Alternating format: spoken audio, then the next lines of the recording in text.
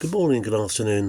This is Dear Anybody, a collection of letters written by my late father Jimmy Hodge here in Kent in the UK. I'm his son Kevin. Jimmy passed away 2 or 3 years ago, but in 1999 he wrote letters every day of the year right up to the millennium, and just looking at topics of the day. And we've got to 28th of May today. Not tons to report today. Dad was commenting on the so-called docu-soaps, and ITV had been slammed in the papers for having almost given up making serious documentaries. Instead of feeding viewers on docu-soaps, fashionable fly-on-the-wall type documentaries, which I think we're all familiar with. He was saying that airline crews, mothers-in-laws from hell, neighbours from hell, holidays from hell, drivers from hell, and so on and so on. And then worse, the BBC tend to pick them up later after they've done their rounds on ITV. So Dad was saying foreign channels, international channels getting more popular now. I think probably in 26 years we have slightly moved on. I do share his frustration with the amount of cheap reality shows that are on. But I think places like Prime and Netflix have raised the game a little bit, and there's obviously quite a lot of serious stuff on those channels.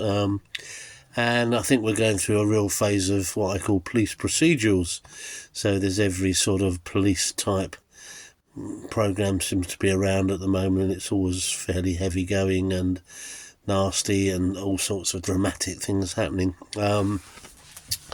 I think if you said, where's a good old Western, you think, oh, they're on the satellite channels. Yellowstone, I think, is it called, and 1923 with Harrison Ford. I think you have to go to the satellite channels to see anything which isn't police procedural in grey, damp, wet, miserable cities.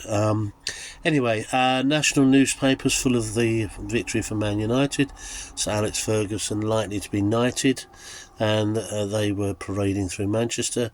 Clearly got to be careful of that now, because Liverpool fans a couple of days ago 50 of them were nearly killed when a car ploughed through with a guy high on drugs.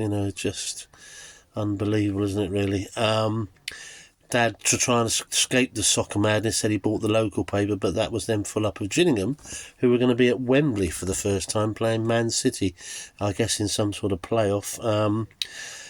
First time Gills have been to Wembley in 106-year-old history, so can't remember what happened. I think we probably lost Gillingham, but I expect it was a good day out. War in the Balkans, Dad was saying now gets very, very little coverage, right down buried in the depths of the papers. And he said perhaps we should challenge the Serbs to a soccer match, and then winner takes all, and get more coverage. What else? The PS today.